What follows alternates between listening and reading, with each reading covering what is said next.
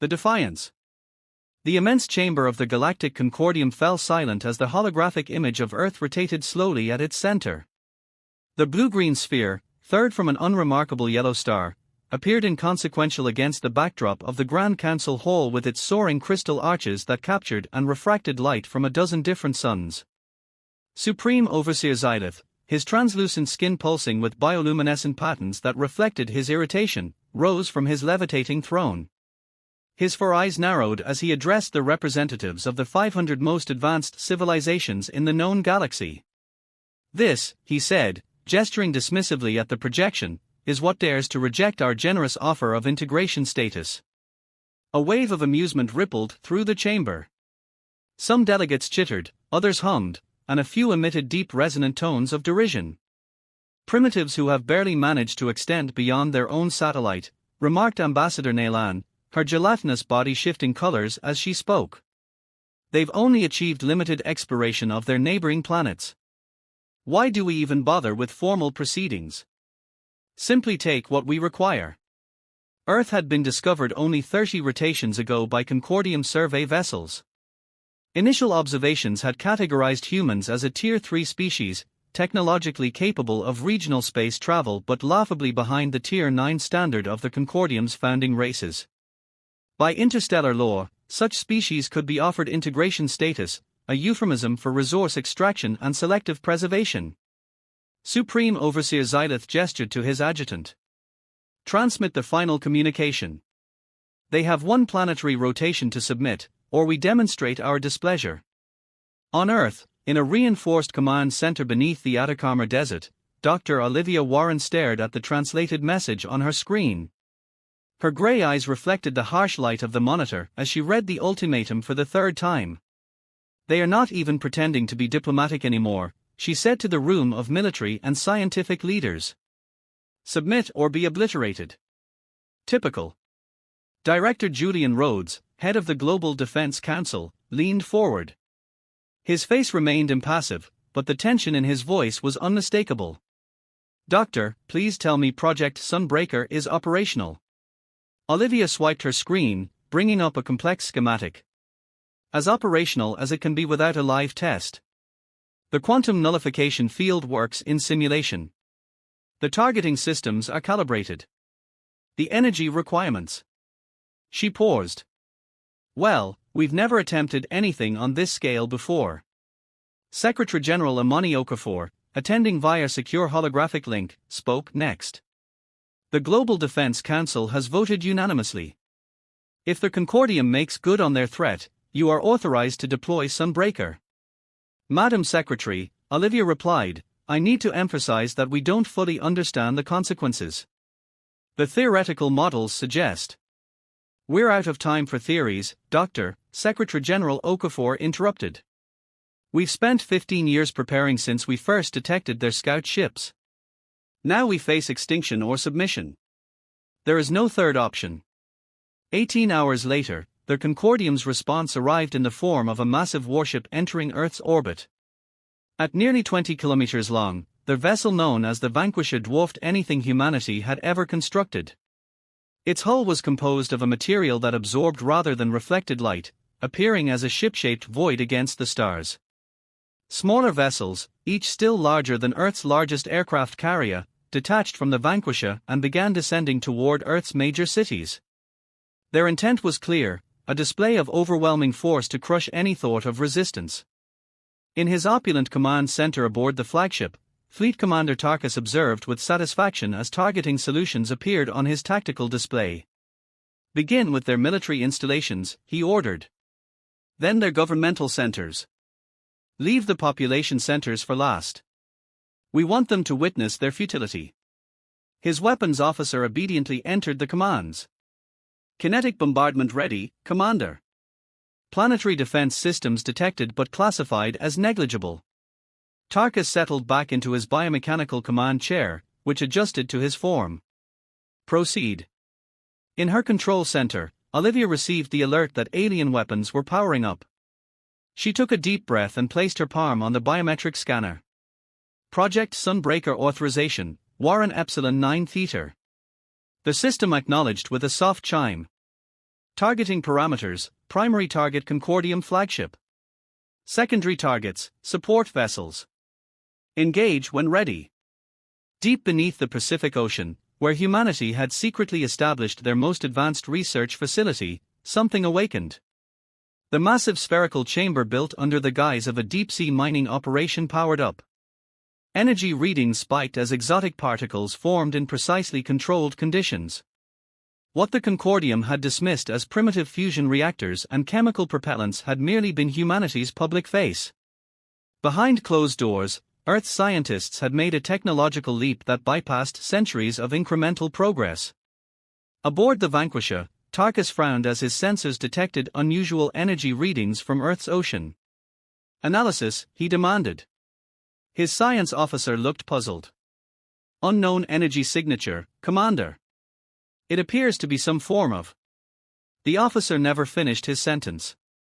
A distortion in reality formed directly ahead of the flagship, a sphere of warped existence that seemed to bend light around it. Before any evasive action could be taken, the distortion expanded, enveloping the forward section of the massive vessel. When the distortion collapsed an instant later, that portion of the ship simply ceased to exist, not destroyed, but erased. The clean edge of the severance showed decks, corridors, and compartments exposed to space like a meticulously cut model. Atmosphere, crew members, and internal structures vented into the vacuum as emergency systems tried futilely to contain the catastrophic damage. Tarkus was thrown from his command chair as the ship's artificial gravity fluctuated wildly. Alarms blared and emergency lighting bathed the command center in crimson. What happened? He shouted over the chaos. Unknown weapon, his tactical officer screamed back. It created a localized quantum nullification event. Half of the ship is just gone. On Earth, in the control center, Olivia watched the sensor readings with a mixture of awe and horror. It worked, she whispered. The quantum nullification field had functioned exactly as theorized, selectively erasing matter from existence by temporarily negating the fundamental forces binding it together. What she didn't say aloud was that they had weaponized a technology intended for clean energy production. The same principles that could one day power Earth's cities without pollution had just been used to selectively erase matter from reality.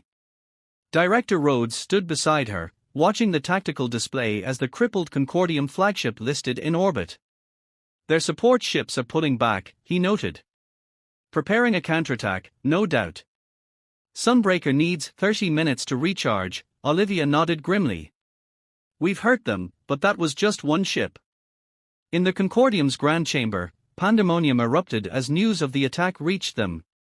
Supreme Overseer Xylith stared in disbelief at the damage assessment. Impossible, he muttered. They are primitives. Tier 3. They cannot possess such technology. Ambassador Neelan's gelatinous form pulsated with agitation. We have catastrophically underestimated these humans. Our intelligence has failed completely. Xylith slammed his fist onto the arm of his throne.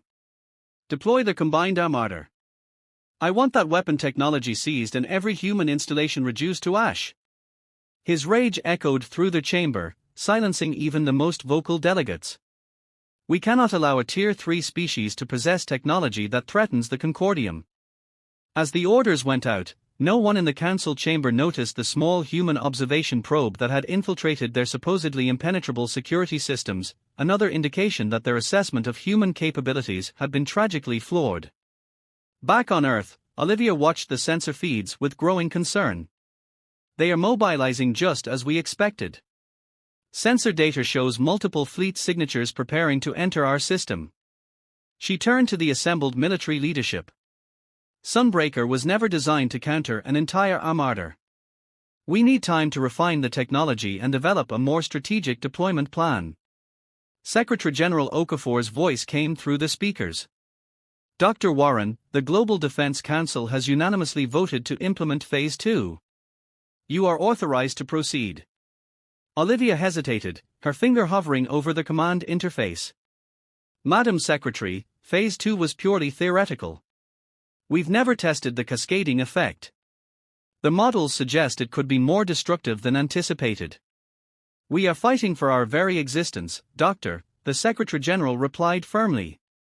Proceed with Phase 2. As the Concordium prepared its unprecedented military response, humanity began preparations for the next stage of a conflict that would forever alter the balance of power in the galaxy. The question now was not whether Earth could survive the coming onslaught, but what would remain of either side when the cosmic dust settled. The Reckoning. The Grand Assembly Hall of the Galactic Concordium had never been so silent. The usual elaborate ceremonies that accompanied the Supreme Overseer's arrivals were conspicuously absent: no procession, no honor guard, no harmonic tones from the crystalline resonators embedded in the walls. Xylith moved with uncharacteristic urgency to his elevated platform, his translucent skin now muted and dull with stress, the bioluminescent patterns barely pulsing. The four eyes that normally projected calm superiority now darted nervously around the chamber. "The reports are confirmed," he announced without preamble, his voice lacking its usual melodious quality. "We have lost 76% of the Vanquisher fleet. Over 150 vessels and nearly 800,000 personnel, gone." He didn't use the word destroyed. Destruction implied wreckage, debris, something remaining. The human weapon had left nothing, just empty space where mighty warships had been moments before.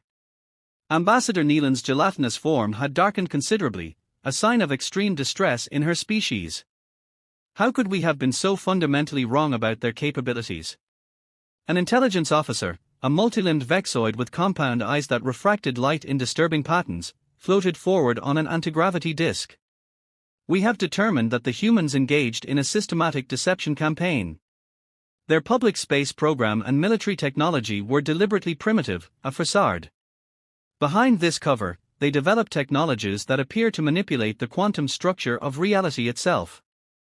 Xylith's four eyes blinked in rapid sequence, a sign of profound agitation. "Can we replicate this technology?" The surviving vessels captured some sensor data, but it is perplexing, the intelligence officer admitted. "Our theoretical physicists are struggling to comprehend the principles involved. It may be beyond our current scientific paradigm." The implications hung heavy in the chamber. For millennia, the Concordium had enjoyed unquestioned technological superiority. The idea that a supposedly primitive species had somehow leapfrogged their understanding of fundamental physics was more than humiliating, it was existentially threatening. "We cannot allow this to stand," Xylith declared, rising to his full height. "Prepare the combined armada. Every available warship. We will obliterate this human infestation before their technology can spread." On Earth, the celebration of their victory was tempered by the sobering reality of what they had unleashed.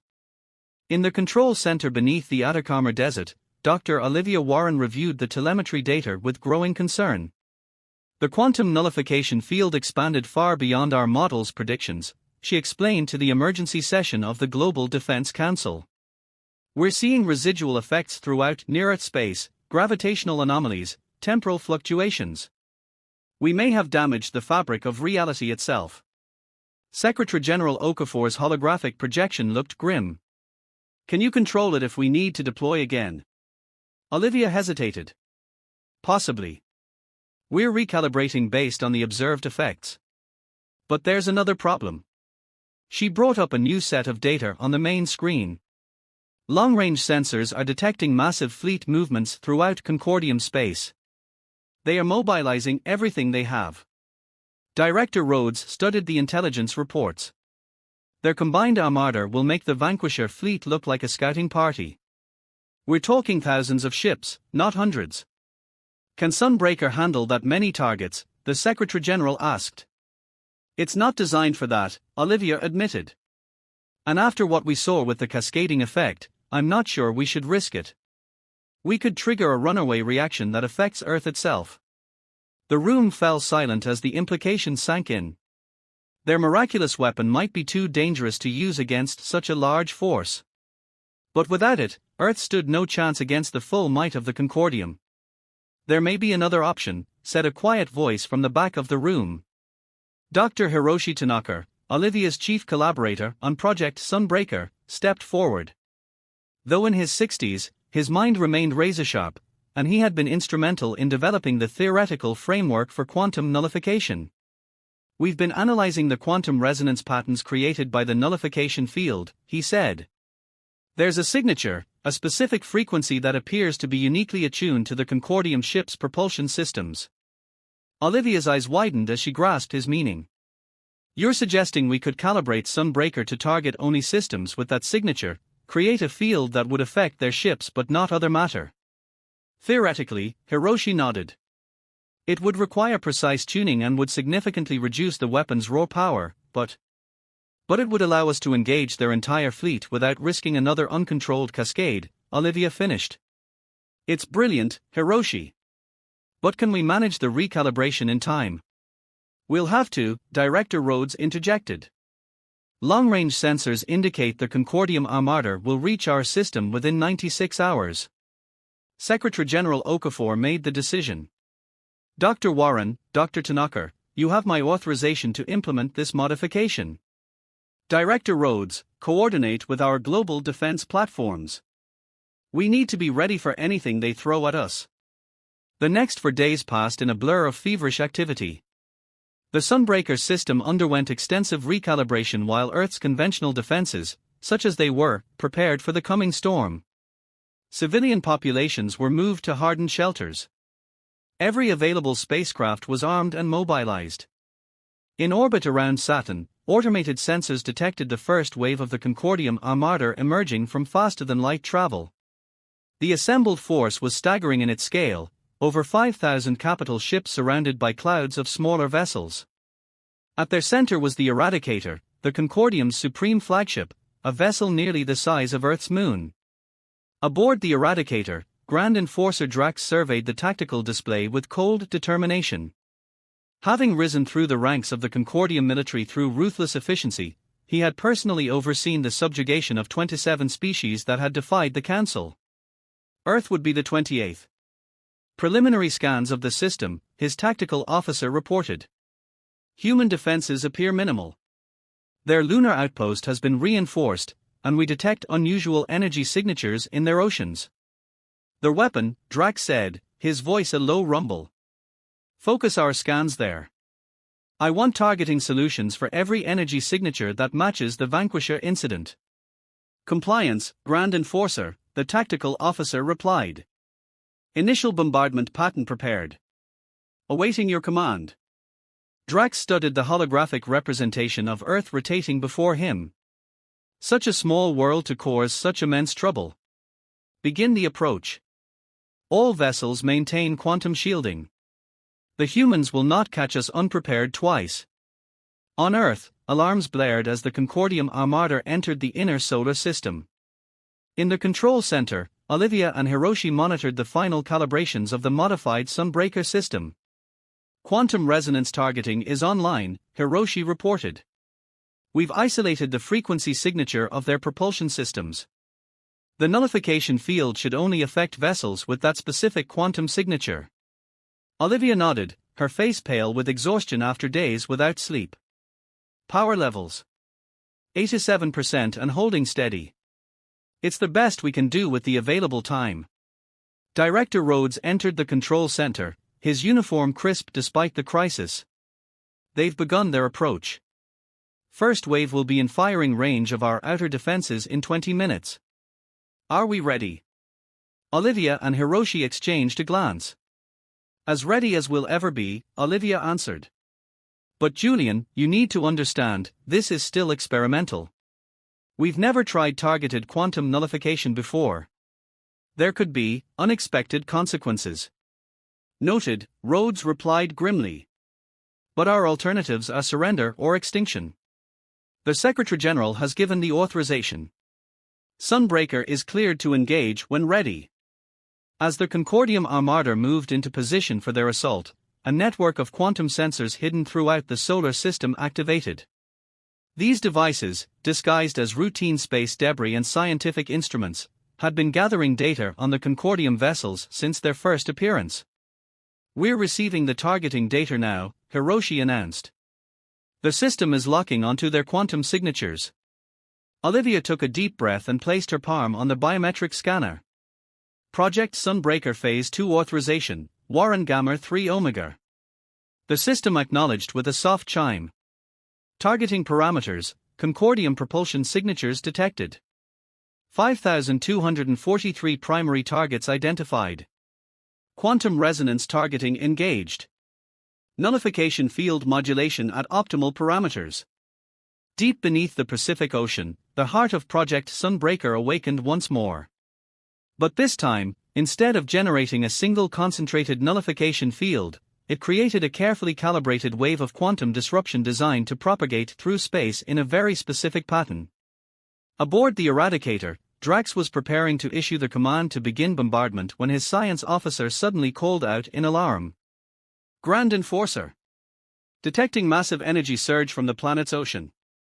Quantum distortion forming. It's similar to the Vanquisher incident but different. More complex. Evasive maneuvers. Drax ordered. All vessels, activate quantum shields. But it was already too late. The nullification wave spread outward from Earth, passing harmlessly through normal space but interacting catastrophically with the unique quantum signature of the Concordium propulsion systems. One by one, Concordium vessels began to vanish, not exploding, not breaking apart, but simply ceasing to exist. The nullification field erased their propulsion cores first, causing cascading failures throughout their ships before finally consuming them entirely.